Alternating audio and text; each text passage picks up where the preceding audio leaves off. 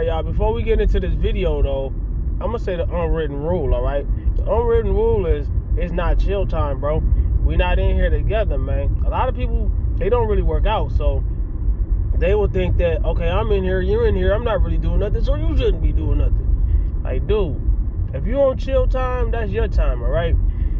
I'm not on chill time. Your best bet is go find somebody else that's on chill time. Y'all can chill together. Don't chill with somebody that's not chilling, alright?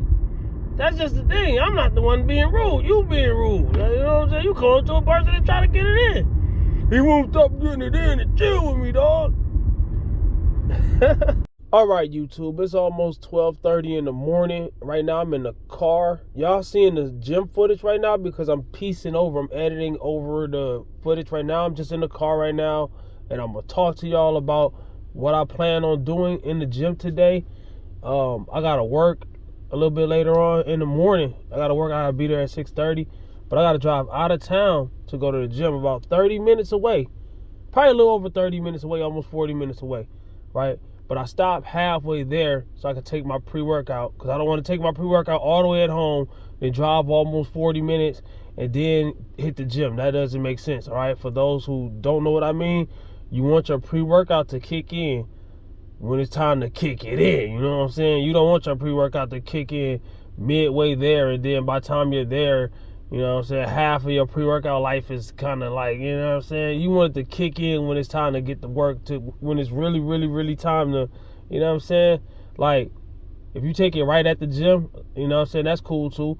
Especially if you're going to have a long warm-up. Me, I don't really do that long of warm-ups. I do efficient warm-ups, but I don't do that long of warm-ups. I usually don't even show my warm-ups on camera, but I do have warm-ups. So if you type in Rep and Time Fitness warm-up, I guarantee you I probably made a couple videos about it. I don't know. But or made videos where I worked out and showed my warm-up, right? So whether it was specifically about the warm-up or all together, I don't know. I made plenty of videos. I've been on YouTube for 7 years, so I'm pretty sure I got almost everything fitness-wise on here. And if I don't, if you look through my channel and I don't got something that you need, let me know in the comments. But my plan for today is I haven't done, and this might not sound like a lot, but it's a lot to me right now because my squat sucks, all right? 315 on the squat, bro. That is crazy because I've done over 100 and something pounds more than that. I've done well in my fours years ago, but I keep losing my squat. Why do I keep losing my squat? Because of injury? Nah, it ain't because of injury. It's because of not doing it. It's because of neglecting your squat. And what I'm talking about today in this video is the mistake a lot of people make, or that a lot of people think is right. A lot of people who be thinking this don't even be lifting, so I be always telling people I would never take advice from somebody who don't lift. No offense. Not about lifting. We can talk about something else. But I don't take fitness advice from too many people. You know what I'm saying? You got to be above my level. Anybody can say anything, though. This guy in my comments one time was trying to give me advice. And I told him now, I don't take advice from people. You know, you probably can't do what I do. Da, da, da.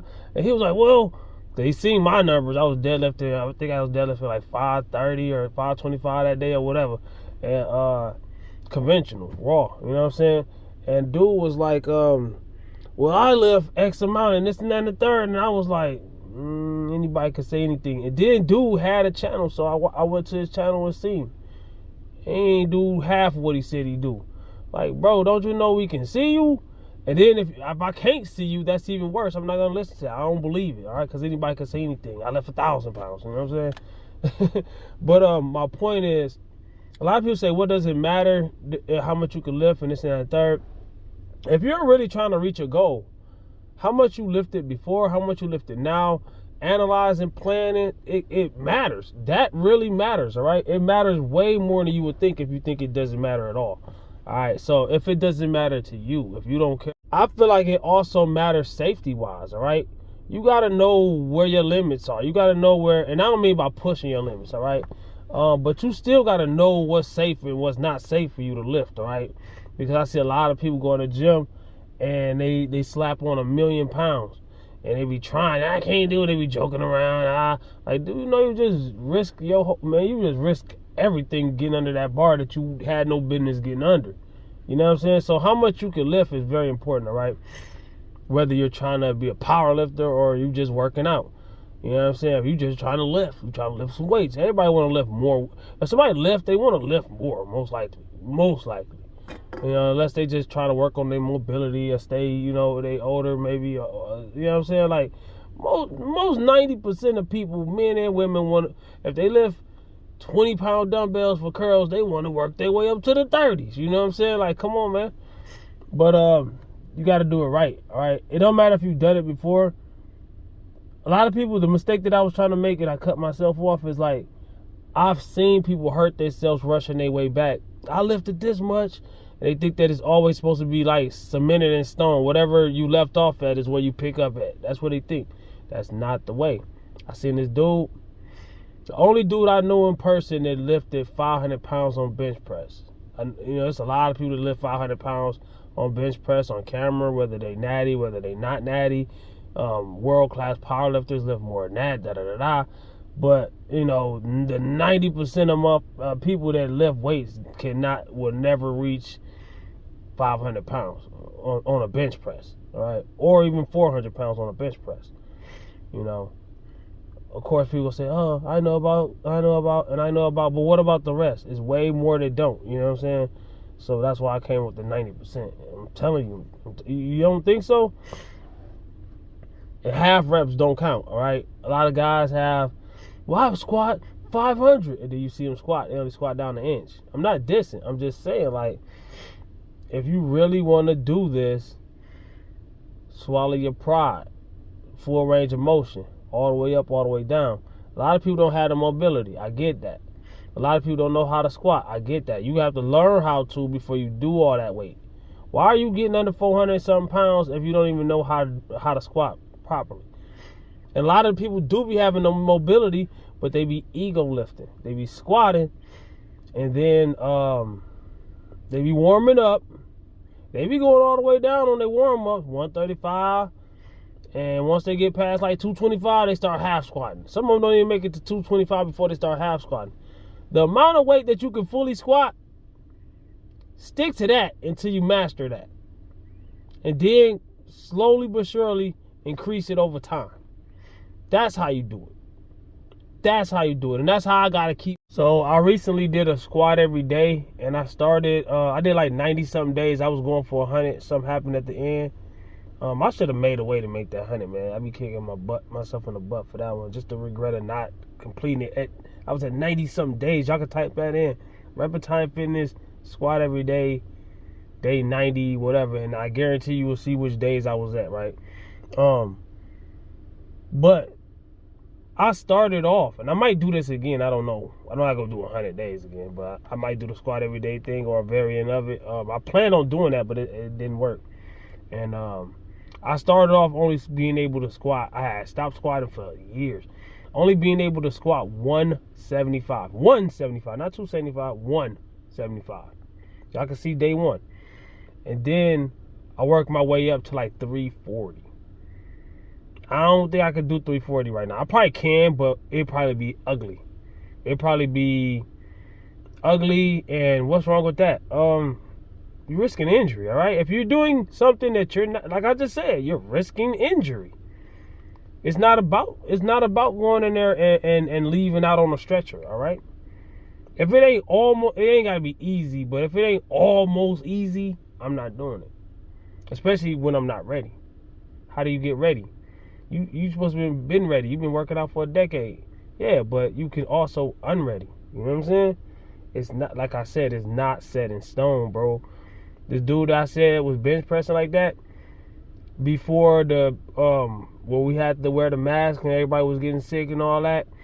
People still getting sick, I think. But I'm not gonna name the name of it on YouTube. You're not supposed to. But y'all know what I'm talking about, right? When that ended, didn't end, but I'm just saying when people started going into the gyms again in different places, he tried to rush his way back to his proud bench press, which I get it. He was proud of his bench press. He didn't want to lose it, but it's been a while since you did it. Do what you can handle and work your way back up. You have to start over. But when you start over, it's not going to take you the same amount of, like, okay, it took you years to get there. That means I'm taking the same. No, it's not the same. You're going to get there way faster than you got there before. You just got to get back in your groove, basically. You got to get your groove back. is what I'm trying to say. Now, my goal is to ultimately do 3 times body weight. It's far-fetched, but I'm going to just say that's my goal. My goal is to do 3 times body weight on a squat. I could do that on the deadlift easily. I could do more than 3 times. I've achieved more than 3 times body weight plenty of times on the deadlift, right? But what is my body weight? Right now, I'm like 185. I'm not saying from that body weight, all right? I'm bulking. I'm not going to stay this heavy.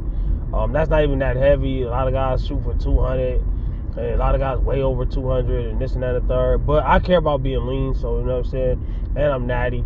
9 times out of 10, you're not going to be 200 and natty, all right? 9 times out of 10, most people, I'm not saying nobody, because somebody goes say, nobody. No, I ain't say that. 99.99% of us are not going to be lean at 200. Naturally. It doesn't work like that. All right? So a lot of people trying to give me advice and don't even know how things work. They ain't been in the game long enough. They be watching things. They think that people that's not natty are natty. And you know what I'm saying? Like, you don't got no skin in the game, bro. I'm just saying, bro. So my goal is to get like 170 pounds shredded. Hopefully I can get there this year, but I don't know. But I was like 167 last year, and I was pretty shredded. I could have lost another pound or 2 of fat. And, if I wanted to get on stage, I would have to lose probably like 5 more pounds. I don't know. But I'm just saying, like, if I could get pretty lean at 170, not shredded. Of course, you don't want to be pushing it like that to the limit on heavy weight when you're like 5% body fat or something like that. You know, you're not supposed to do that. You know what I'm saying? I'm not saying you can't. I'm just saying, because I be doing stuff like that, but it's not a good idea. But what I'm saying is, if I'm 170, right, 170 times 3 is what? Like 140, 140, like 500 and something, early 500 pounds. So pretty much what I deadlift. Early to mid 500 pounds is my deadlift and my max and all that. But I'm just saying, like, you know, a lot it's doable, because a lot of lifters who really dial in and do both, their deadlift and their squat is comparable. And it's people that they can squat more than they can deadlift, but that's probably mostly people with, you know, different people have different body types for one, and different people have different effort towards one than the other, and it's so many variables that can go into that. You know what I'm saying? But I could deadlift way more than I could squat, mainly because I cared about the deadlift more than the squat during my lifting career. But it is what it is. But that's a goal. I see 400 coming as soon as I get like really, really, really dialed in and get my groove all the way back. I see 400 something coming. Even if I don't do 315 today. This is today. All right, this is with my squat being at its weakest of what it can get now. Not the weakest it's been. It's been at 175. So whatever I do right now today is going to be over 100 pounds more than my weakest. Even when I started back squatting, I was heavier than I am right now, I think. I don't remember. Y'all gotta see episode 1 of Squat Every Day. I don't remember if I was on a cut or if I was coming off a bulk or whatever. You know what I'm saying? And when it comes to cutting and bulking, I'm not gonna ever strive to be. I don't see myself striving to be over 200. That dirty bulk, it is kind of in the back pocket somewhere, but I've done it. A lot of people, why don't you do this and why don't you do that? Even people have good ideas of what I should and shouldn't do. It's probably a thing that I did before, and I'm just not at that point in my life right now when I do that. I'm not willing to get very fat, all right? I'm 43 years old. I'm not about to be out here getting fat. If I'm not, you know what I'm saying? Like, it's not that I can't diet it off. I want to enjoy my life, you know what I'm saying? I want to enjoy being shredded. I like being in striking range of being shredded. At not all times, but close to all times. Or I could hop, skip, and jump and be cut, you know? Well, if you're good at dieting, you can lose 50 pounds real fast. Yeah, and lose a bunch of strength, lose a bunch of energy, lose your hard-earned muscle. As a natural, you don't want to be 50 pounds away from being shredded if your goal is to be shredded. I've been there and done that mistake before. I'm speaking from experience, you know what I'm saying?